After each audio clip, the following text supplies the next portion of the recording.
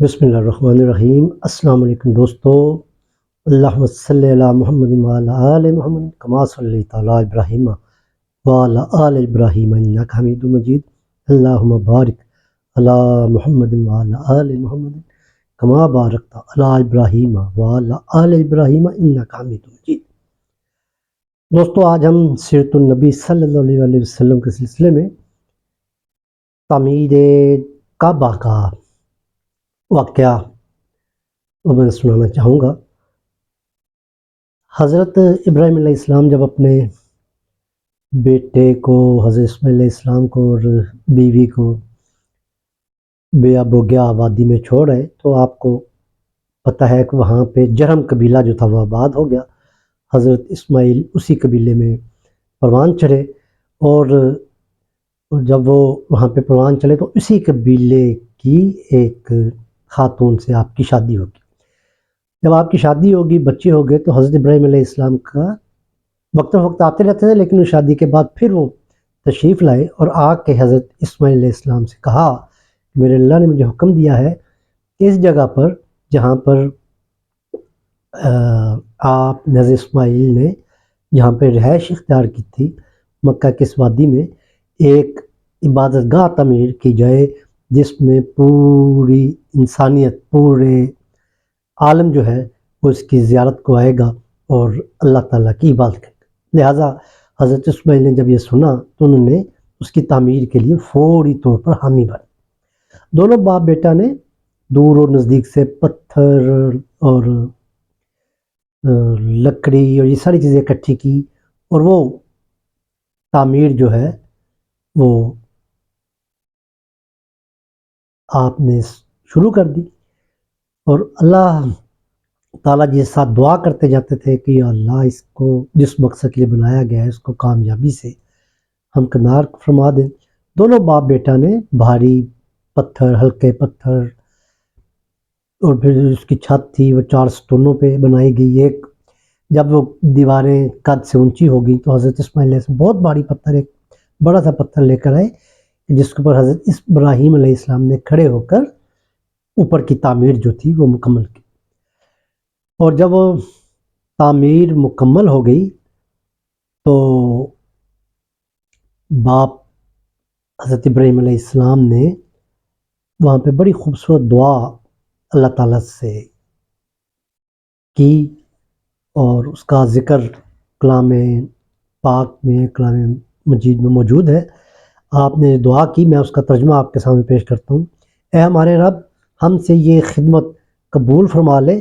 تو سب کی سننے اور سب کو جاننے والا ہے۔ اے رب، ہم دونوں کو اپنا مطیع فرمان بنا، ہماری نسل سے ایک ایسی قوم اٹھا جو تیری فرما بردار ہو، ہمیں اپنی عبادت کے طریقے بتا اور ہماری کوتاہیوں سے درگزر فرما۔ تو بڑا معاف کرنے والا اور رحم فرمانے والا ہے۔ اور اے رب، ان لوگوں میں خود انہی کی قوم سے ایک رسول اٹھا جو انہیں تیری آیات سنائے، ان کو کتاب اور حکمت کی تعلیم دے اور ان کی زندگیاں سنوارے، تو بڑا مقتدر اور حکیم ہے۔ تو دوستو، یہ دعا اللہ تعالیٰ جی نے بے نہیں پوری کی پوری قبول فرمائی، اور نبی اکرم صلی اللہ علیہ وسلم کی 5ویں پشت میں قصی ابن کلاب کے پاس جب کعبے کی نظم اور انسلام آیا تو اس کے بعد یہ وہ پھر قریش میں اس کی سعادت جو ہے حاصل ہوئی، اس کے انتظام کی۔ اس سے پہلے قصی بن کلاب سے پہلے حضرت اسماعیل علیہ السلام جو تھے وہ اس کی نظم کرتے تھے، عبادات سکھاتے تھے اور بڑی عزت کی نگاہ سے دیکھے جاتے تھے۔ اور اس کے بعد کیونکہ جرم قبیلے میں آپ کی شادی ہوئی تھی تو اس کے بعد آپ نے یہ جو مکہ کا انتظام تھا اس کا انتظام کے لیے جرم قبیلے کو منتخب کیا۔ جرم قبیلے نے اس کو جیسا بھی اس کا نظام چلا سکے چلاتے رہے، اور بالآخر پھر کیونکہ وہاں پہ طاقت سے ہی ایک دوسرے اقتدار چھینا جاتا تھا، تو پھر قزاق قبیلہ جو میرے نالج میں ہے، قزاق قبیلے نے اس کے اقتدار پر قبضہ کیا، اور جرم نے یہ ایسا کیا کہ وہ جو اس کے خزانے تھے، جو اس پہ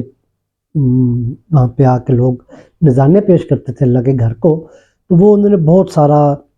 زر و جوہر جو تھا، وہ جو چشمہ تھا جسے ہم نے آب زمزم کے نام سے ہم جانتے تھے، اس زمزم چشمے کو نے یہ سارا خزانہ بھر کے تو اس کو اس طرح برزبین کے برابر کر دیا کہ اس کا نشان نہ رہا، اور پھر وہ مکہ سے چلے گئے، اور پھر قزاق قبیلہ اس کو سنبھالنے لگا۔ ظاہر ہے پھر یہ آگے سفر کرتا کرتا کرتا جب قسی ابن کلاب کے پاس یہ پہنچا منصب، تو یہی نبی صلی اللہ علیہ وسلم کی پھر جد امجد ہے 5ویں پیڑھی میں، اور جب تک قسی ابن کلاب کے پاس جب یہ پہنچا تھا تو اس وقت کیونکہ ظاہر ہے روز